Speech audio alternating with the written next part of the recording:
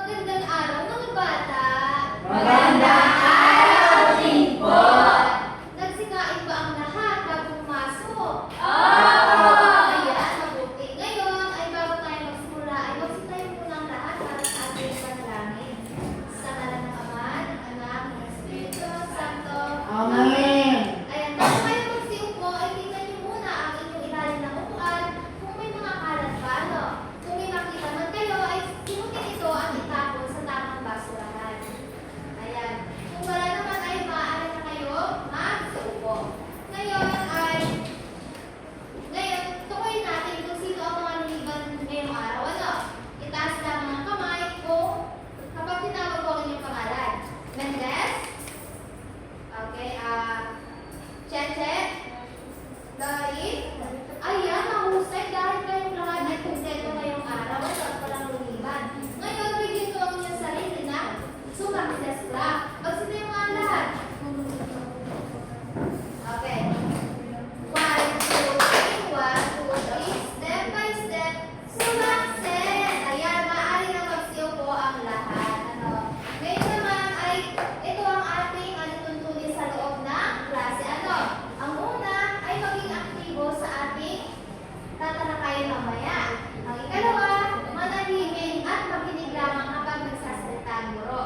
Ikatlo, ay itaas ang kamay kung may nais sabihin. At ikaapat ay maging respectful. Okay?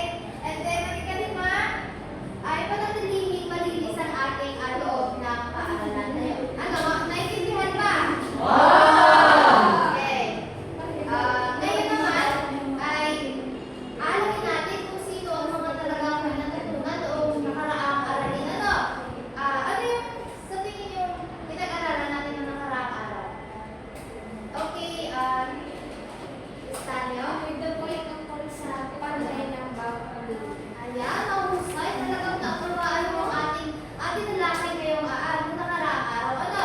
At ngayon naman, bago tayo dumako sa ating bagong nalakay ngayong araw, ay may inihanda akong gawain na talagang inyong magugustuhan. Ano? Ngayon, hahagiin ko kayo sa tatlong grupo. Para sa unang grupo ay ang grade 1, sa ikalawang grupo ay ang grade 2, at sa ikatlong grupo naman ay ang grade 3. Ano? Ang tanging gagawin nyo lang, ngayon, ibibigyan ko kayo ng flag. Ano? Ayan.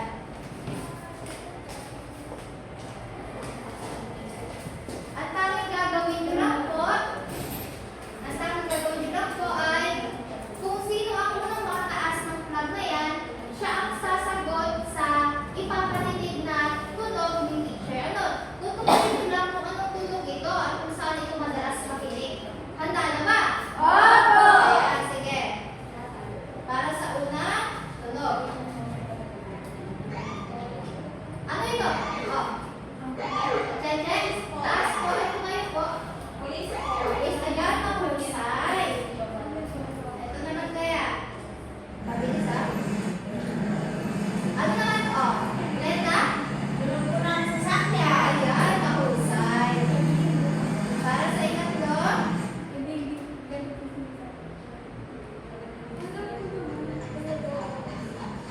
Okay, Joseph? Alin ka po? Adesso.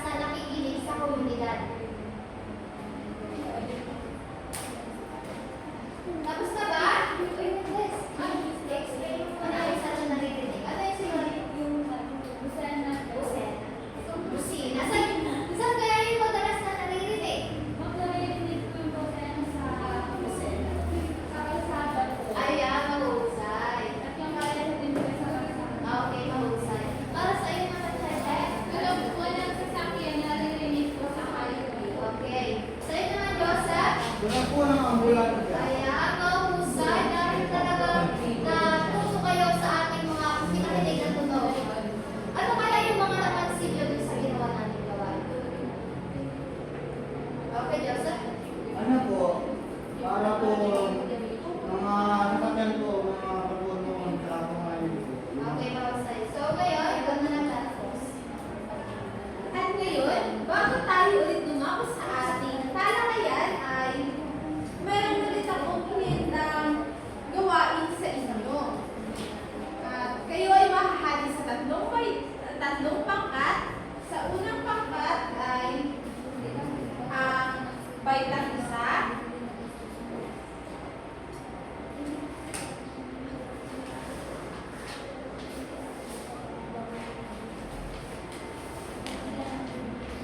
At ang pangkat dalawa ay ang baitang dalawa at ang baitang tatlo ay pangkat tatlo.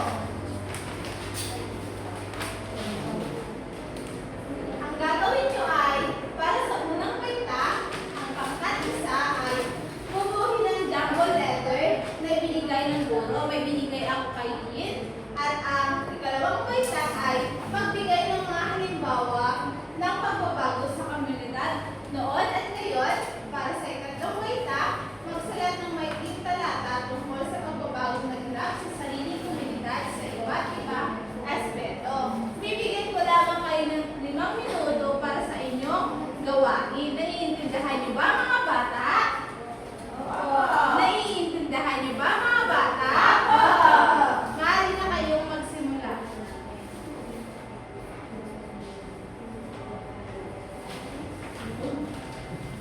At pagkatapos ninyong gawin yan, ay may isang representative na magpapaliwanag ng inyong mga ginawa. Naiintindihan niyo ba? Naiintindihan niyo ba mga bata?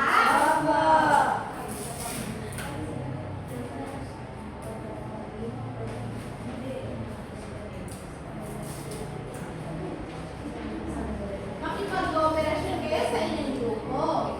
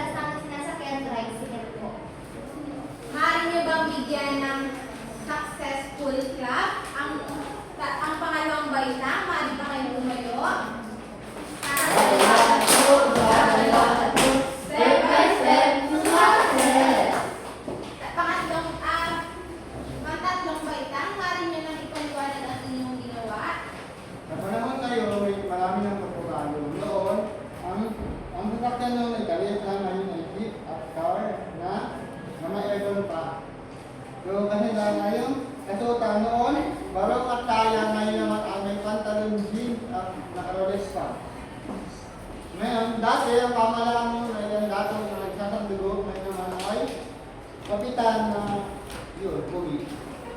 Maaari niyo ba ang bigyan ng successful clap ang pangatlong baitang? Maaari ba kayong tumayo? Isa, dalawa, tatlo. Isa, dalawa, tatlo. At ngayon naman, titignan natin kung tama ba ang inyong mga sinagot. Ayan. Tama ba ang inyong mga pinigay kanina? Oo. Okay. Ano kaya ang napansin niyo sa ginawa niyong aktibidad kanina? Sino ang gusto mo kayo? Janet? Para sa akin po, para po tungkol sa komunidad o mga salipunan po natin. Okay, ito ay tungkol sa komunidad o sa ating lipunan. Ano kaya yung mga napansin niyong pagbabago? Meron ba kayong napansin na pagbabago sa ating komunidad? Okay, Robles? Pagbabago po sa pamumuhay ng tao noon. Ayan, maraming pagbabago sa ating pamumuhay noon hanggang sa kasalukuyan. At ngayong araw ay ating tatalakayin ito tungkol sa pagbabago sa sariling komunidad sa iba't ibang aspeto. At meron tayong apat na iba't ibang aspeto sa pagbabago sa komunidad. Isa na dito ang pagbabago sa katangiang pisikal, pagbabago sa pamahalaan, pagbabago sa ekonomiya, pagbabago sa socio-cultural. Unahin natin kung ano nga ba ang pagbabago sa katangiang pisikal. Ang kapaligiran ng komunidad sa ngayon ay ibang-iba sa itsura nito noon. Marami sa mga anyong lupa at anyong tubig sa kapaligiran ay nagbabago dahil nga ito ay patuloy-tuloy na dumadami ang pangangailangan ng ating mamamayan. Kabilang na dito ang pagbabago sa ating pamahalaan. Noon, pinapupunuan ng mga dago at mga barangay noon at raha o lakan naman ang namumuno sa higit na malaking barangay. Ano nga ang namumuno noon? Dago! At? Raha! Sa tingin mo, ano kaya ang namumuno sa atin sa kasalukuyan? Kapitan po. Mayor. Tingnan natin kung ano nga ba ang kapitan at mayor. So, ngayon, ang namumuno sa atin at kasalukuyan ay ang kapitan. Ang tawag sa namumuno sa isang barangay o alkalde o mayor, naman ang tawag sa namumuno sa isang bayan o lungsod na binubuo ng mga barangay. Pagdating sa pamahalaan, may pagbabago din sa ating komunidad. Kung noon, ang namumuno ay dato o ang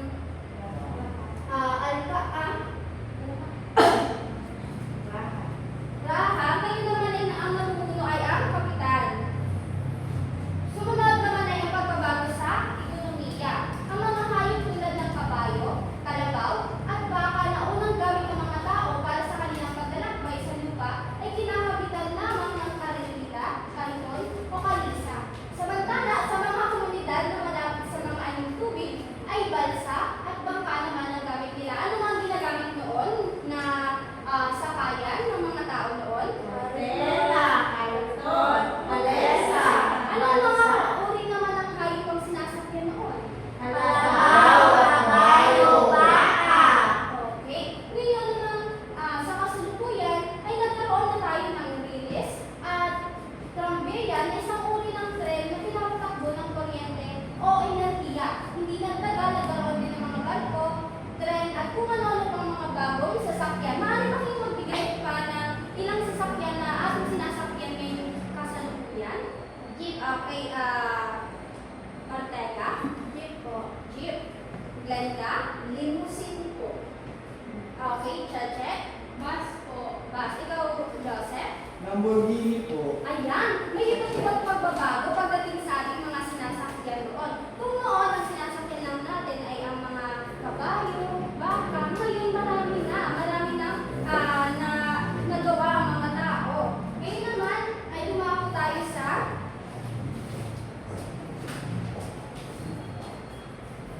Ayan. Ngayon, lumako naman tayo sa socio-cultural. Ang pananamit ng mga tao ay isa rin sa mga nagbabago sa komunidad.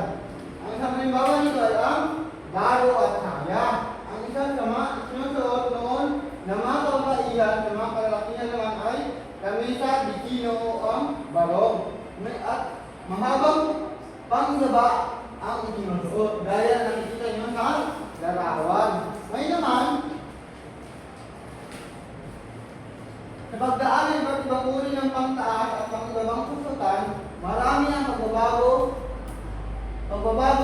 pagdating sa katutang sa bilang ng maong, ng pantalon, blusa, gown at iba pa.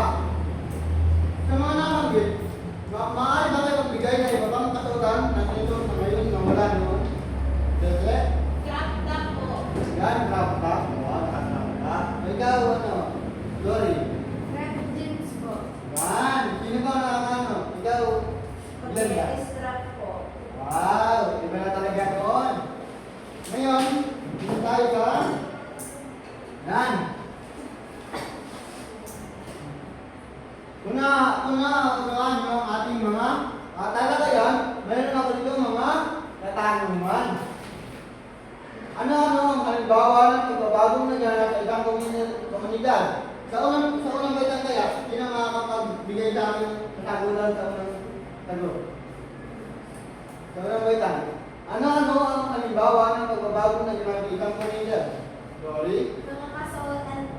Ayan, kasagutan. Ayan na kaya ang mga kasagutan ito. Ikaw, ano?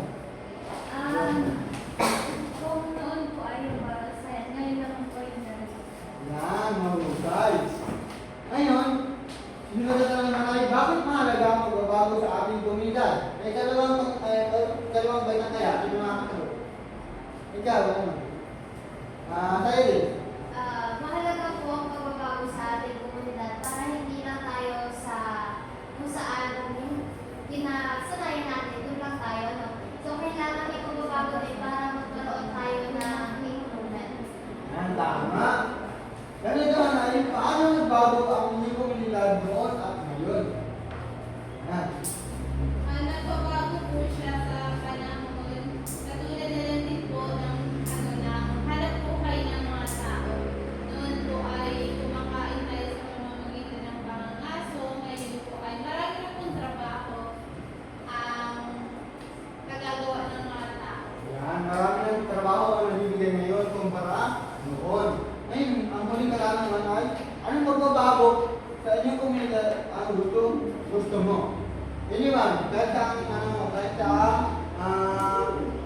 grado, sino ang gusto mo? Ayan, ikaw ay Para po sa akin, ang pagbabago na aking nagustuhan sa aming komunidad ay yung transportasyon po. Na kung saan po, dati ang ginagamit po ay yung mga kalesa.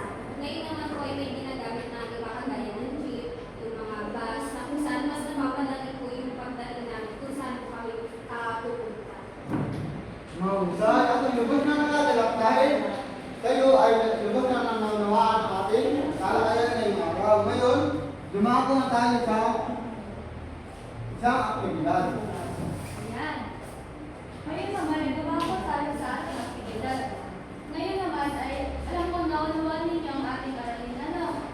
At ang hatiin ko kayo sa tatlong grupo. Ang unang grupo ay ang grade 1 at ang pangalawang grupo ay ang grade 2 at ang pangatlong grupo ay ang grade 3. At ang gagawin ng unang baita ay guhit ang inyong komunidad, bahay, paaralan, kalsada, maglagay ng simpleng pagbabago na nakita ninyo. At ang ikalawang baita naman ay guhit ang komunidad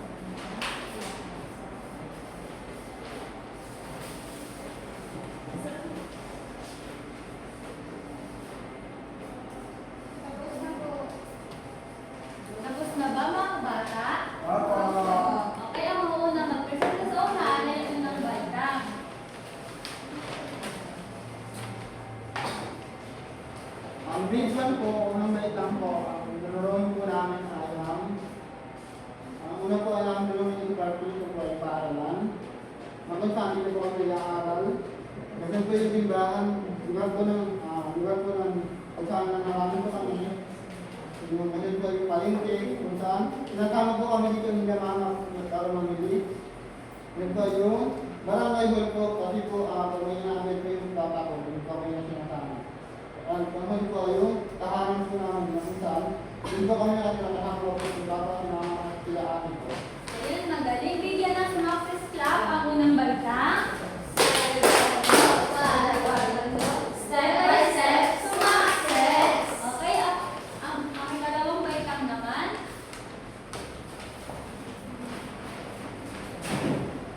Para naman po sa aming ginawa ay bumuhay po kami ng komunidad at isimulan po namin po ang pagbabago ang nakita namin.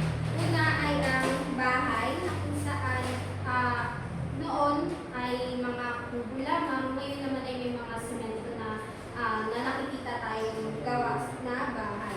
Pangalawa ay sa simbahan. Noon ay hindi talaga totally na sila ay malalaki or matataas. Ngayon ay may iba't ibang parte na or may mga building na. And pangatlo ay sari-sari store.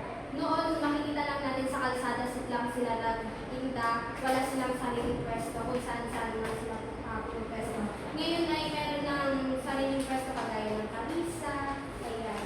Tapos paaralan, noon ay mga pari lang ang nagtuturo. Ngayon naman ay may iba't ibang nagtuturo na kagaya ng mga guro kagaya ni ma'am. At pamahalaan, noon ang namumuno ay ang dato, ngayon naman ay ang mga kapitan, yun po. Tapos dito yung mga tao na kung saan nag-evolve din yung kanilang panuno, kasuotan. Kung noon mga sayang, ngayon naman ay ang mga meron ng pantalon, may mga Ayan, magaling. Bigyan ng Sumakses Club ang ikalawang balita. Step by step, sumakses. Okay, ang ikalawang naman. Sa amin naman po ay tungkol po sa pagbabagong naganap noon sa aming kalsada. Noon po ay mabuti po ang kalsada namin kaya po mahirap po ilabas yung mga kalakal o yung mga paninda ng nanay at tatay namin. Tapos ngayon po meron na pong kalsada kaya mas mabilis na po. Nakakapunta na po kami ng Jollibee. Wow! Ayan. Bigyan ng Sumakses Club ang ikatlong balita. Step by step, sumakses. Ayan. Alam ko lubos ko nang naunawaan ang ating pinalakad ngayong araw. May inihanda naman akong maikling pagsusulit na kung saan bibigyan ko ang unang baita.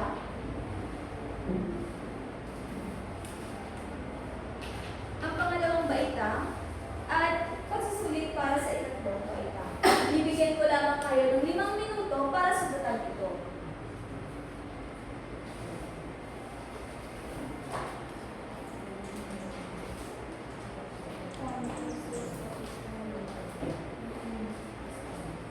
Tapos na ba mga bata? Opo! Sino gustong sumagot sa unang baita? Taas ang kanang kamay. Okay, Joseph? Sa una po ay larawan po nung panunod noon sa ngayon. Kaya po, tama po siya, kaya po nagay na po siya ng check. Okay, tama. Sa pangalawang baitang naman, sino gustong sumagot? Ira? Sa aming gawain, kailangan po namin ilalawan ang mga pagbabago sa aming komunidad ngayon at noon at gamit ang diagram. Kung makikita niyo po dito sa diagram namin, ngayon ang kasulatan po natin ay mga magaganda namin, mga crop top, yung mga gown. Noon naman po ay hindi madali na kumbaga parang mansala lang sa lagay ng susunod. Tapos ang hindi po nagbago ay